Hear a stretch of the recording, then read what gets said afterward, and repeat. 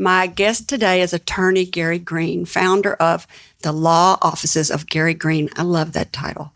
Green's area of practice include personal injury, medical negligence, medical malpractice, nursing home negligence, traumatic brain injury, truck wrecks, product liability, wrongful death, and fire.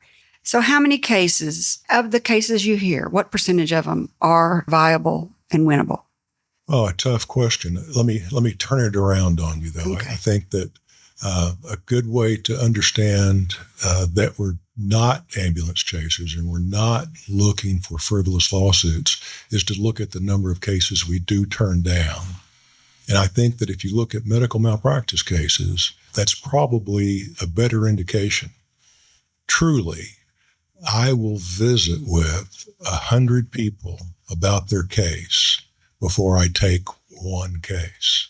I truly weed out 99% of the people who contact me because of medical malpractice or because of alleged medical malpractice. People love to have a problem with a doctor or poor outcome with a dentist or a doctor, and your friends will say you need to sue them. But it's not that easy. It's very difficult. It's very difficult. It's usually not malpractice. We got to start with our hats off to the doctors. Most of them are very smart. They're very well educated. They're very resourceful, and they probably didn't make the mistake that the client feels that they might have made. So there's a lot of trying to find out what happened. Medical negligence, medical malpractice, what's the difference? Nothing. Medical negligence probably sounds easier. Medical malpractice to me has a feeling of intent or a bad feeling about it. Mm-hmm. And when you're trying a medical negligence case, really all you're trying to do is show that the doctor ran a stop sign, didn't intend to run the stop sign, right? But ran a stop sign and caused damages. Mm-hmm. And it can't just be a mistake. Doesn't it have to show negligence or malicious intent or something like that? It can't just be, I accidentally did this. That's not really a lawsuit, is it? Well, negligence and accident can be toward the same thing. In a negligence case, you've got to have somebody who was negligent, that they didn't do something they should have done or they did something they shouldn't have done. And that negligence caused injury that wouldn't have happened but for the negligence. You've got to tie it together.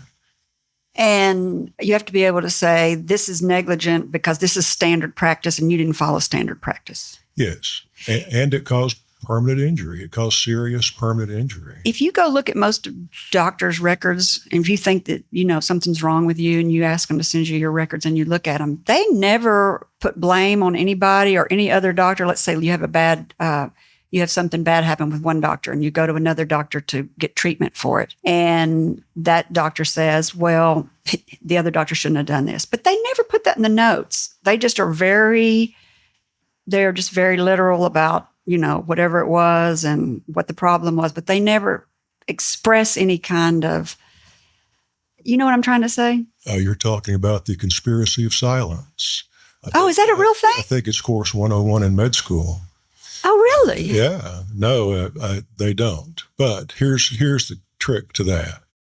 It's kind of like the Constitution. In our Constitution, we've got checks and balances, and we've got the legislative branch, and we've got the judicial branch, and we've got the press.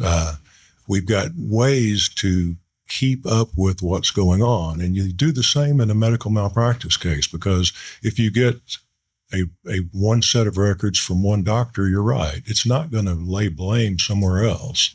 But then you get the other doctor's records, and then you get the nurse's notes, and then you'll get the discharge summary, and then you get every piece of information that's ever been generated about that patient.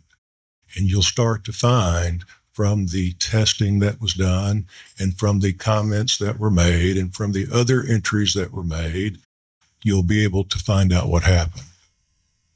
And if your problem doesn't come up for, let's say, a year, and then you go, now I've got a problem like that mesh stuff that everybody's having problems with. What's that called?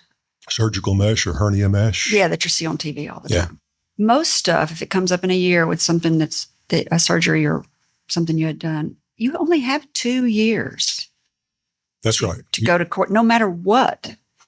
We can find exceptions sometimes, but to be safe, you've got to think 2 years for a medical malpractice case. So if you're sitting around thinking about this, listeners out there, and you're thinking, should I or shouldn't I, should I or shouldn't I? You've only got 2 years to make a decision, and the lawyer needs how long to prepare a case? We won't accept a case that's within 120 days of the statute of limitations. What is that? 4 months. Thank you. Yeah. So, and think about it. We've got to go and get the records, and it takes a long time to get records. And then we're not doctors. We don't know the medicine. We've got to then hire experts to read those records. And to get that done within 4 months is pushing it very much. If you enjoyed this video, be sure to check out the full interview on the right side of the screen. Want to see more of Kerry's interviews? Subscribe to our YouTube channel to stay up to date with all of her latest shows. And as always, thank you for watching.